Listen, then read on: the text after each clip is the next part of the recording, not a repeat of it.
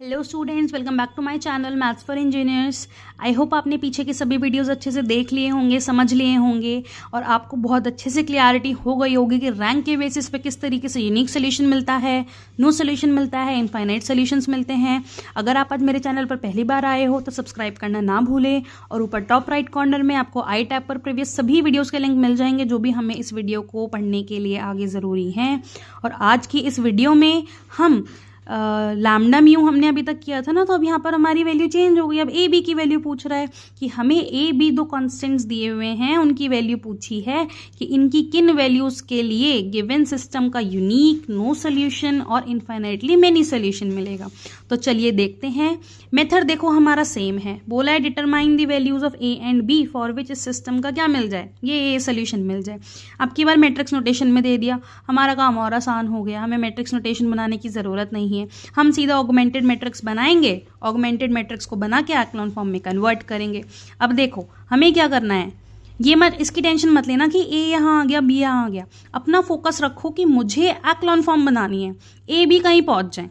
Main काम है एक्लॉन form बनाना, क्योंकि रैंक उसी के बेसिस पर निकलेगी ना। तो सबसे पहले तो जो मेरी फर्स्ट एंट्री है वो मेरी नॉन जीरो होनी चाहिए, जो कि ऑलरेडी है। उसके नीचे की एंट्री जीरो होने चाहिए। अब देखो अगर मैं इसको 1 बनाए बिना इनको 0 बनाने की कोशिश करूंगी तो मेरा फ्रैक्शन में पहुंच जाएगा थोड़ा सा ज़्यादा, जो कि थोड़ा कॉम्प्लिकेटेड हो जाएगा। तो इसीलिए मैं पहले इसको 1 बना लेती हूँ, फिर हम इन दोनों को इजीली 0 कर लेंगे। इसको 1 बनाने के लिए मैंने R1 माइनस R3 R1 पर ट्रांसफॉर्मेशन लगा दी, तो मुझे रिजल्टेंट मिल गई। अब ये इन दोनों में से R2 माइनस 5 R1 करेंगे तो ये 0, R3 माइनस 2 R1 करेंगे तो ये 0, तो ईजिली 0 बन जाएंगे। लगा दो ऑपरेशंस, रिजल्टेंट क्या मिल गया, ये मुझे रिजल्टेंट मिल गया। अब ये नॉन जीरो ये 0, इसको 0 बनाने के लिए R3 माइनस R2 कर दें, कर दो, देखो क्या मिलता है। देखो जब R3 माइनस R2 किया तो ये मिल गया। क्या ये मेरी रिक्वायर्ड एक्लॉन फॉर्म है? डायगोनल एंट्रीज नॉन जीरो, नीचे की एंट्रीज 0, ठीक है, तो ये मेरी एक्लॉन फॉर्म बन गई। अब ये जो थर्ड रो की ये वाली एंट्रीज हैं, इनके बेसिस पर रैंक ए और रैंक ए भी डिसाइड होगी और इसी के बेसिस पर हमें पता लगेगा कि यूनिक सोल्यूशन मिलेगा, नो सोल्यूशन मिलेगा या इनफाइनाइटली मेनी सोल्यूशन मिलेंगे। चलो इसको डिटेल में डिस्कस करते हैं फिर। तो देखो हमें क्या चाहिए, ये जो थर्ड रो है ये डिसाइड करेगी कि इसकी रैंक्स क्या होगी। तो पहले हम नो सोल्यूशन का केस डिस्कस कर लेते हैं। नो सोल्यूशन का मतलब है कि मुझे ये रैंक और ये रैंक दोनों नॉट इक्वल चाहिए। तो यानी कि इसको अगर हम 0 कर दें, it means -6 minus 2a is equal to 0। तो मुझे ए की रैंक बताओ क्या होगी, 2 हो जाएगी, नंबर ऑफ नॉन जीरो रोज, ठीक है। और इसको अगर हम नॉन जीरो कर दें यानी 3b minus 1 is not equal to 0, तो इसकी ए बी की रैंक कितनी हो गई, ये हो गई हमारी 3। रैंक्स नॉट इक्वल आ गई, इट मीन्स ये किसका केस बन गया, ये बन गया नो सोल्यूशन, ठीक है। नेक्स्ट देखो, अब नेक्स्ट में क्या है, हम डिस्कस करते हैं इनफाइनाइट मेनी के लिए। इनफाइनाइट मेनी के लिए मुझे क्या चाहिए, लेस देन n चाहिए, यानी लेस देन 3 यानी कि 2। इनकी रैंक 2 कब होगी, जब ये दोनों 0 हो जाए, यानी कि ये दोनों की एंट्रीज क्या हो जाए, -6 माइनस 2a इक्वल टू 0 हो जाए, 3b माइनस 1 इक्वल टू 0 हो जाए। तो मुझे यहाँ पे इसकी रैंक क्या मिल जाएगी, 2 which is less than n, यानी कि ये किसका केस बन गया, इनफाइनाइटली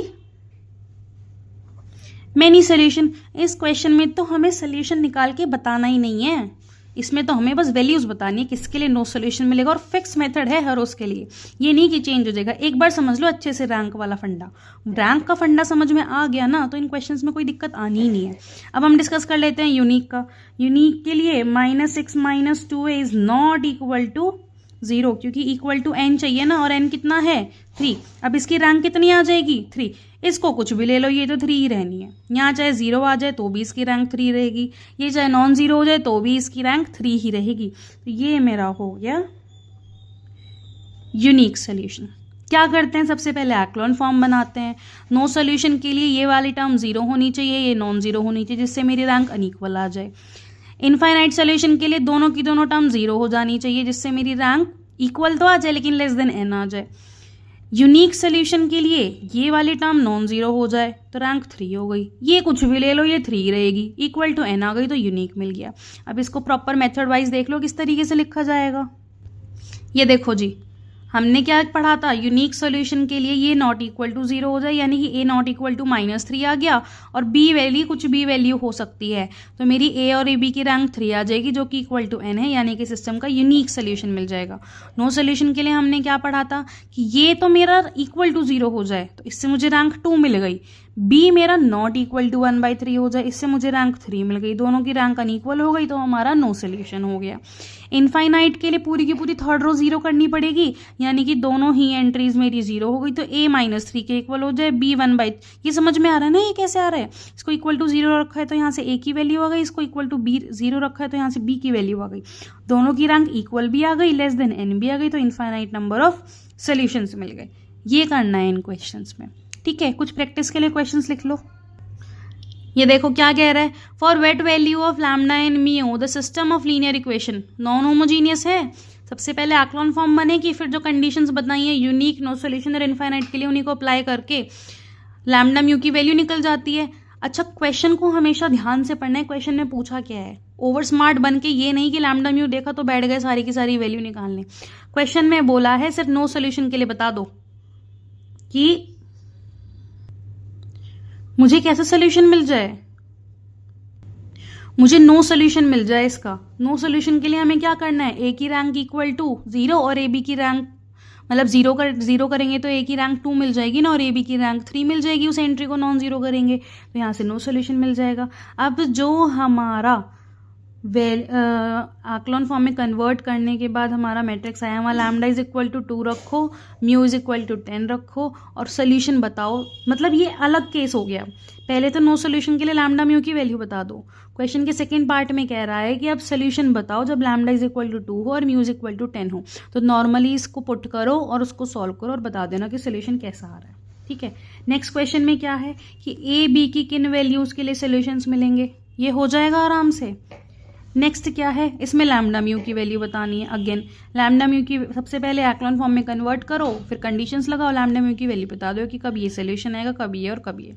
आई होप इस टाइप का क्वेश्चन आपको बहुत अच्छे से क्लियर हो गया होगा, बहुत अच्छे से समझ में आ गया होगा कि इसमें करना क्या है। बहुत मज़ेदार क्वेश्चन है, बस रैंक अच्छे से कॉन्सेप्ट क्लियर होना चाहिए। रैंक अगर अच्छे से क्लियर है तो इसको बहुत आराम से कर लोगे, ठीक है। अब नेक्स्ट वीडियो में हम डिस्कस करेंगे कि होमोजीनियस इक्वेशंस के लिए हम सोल्यूशन किस तरीके से निकालते हैं। तब तक के लिए जो भी पढ़ाया है उसको अच्छे से रिवाइज कर लेना, क्लास में जो क्वेश्चन करवा रही हूँ उनको दोबारा करके देख लेना, होमवर्क के क्वेश्चंस कर लेना।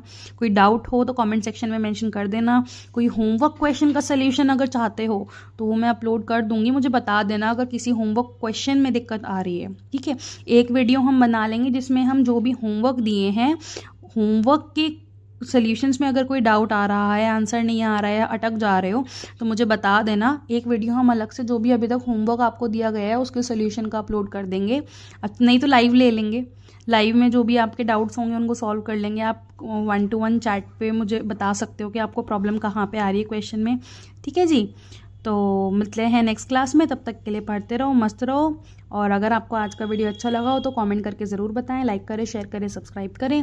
नेक्स्ट क्लास में मिलते हैं, थैंक यू।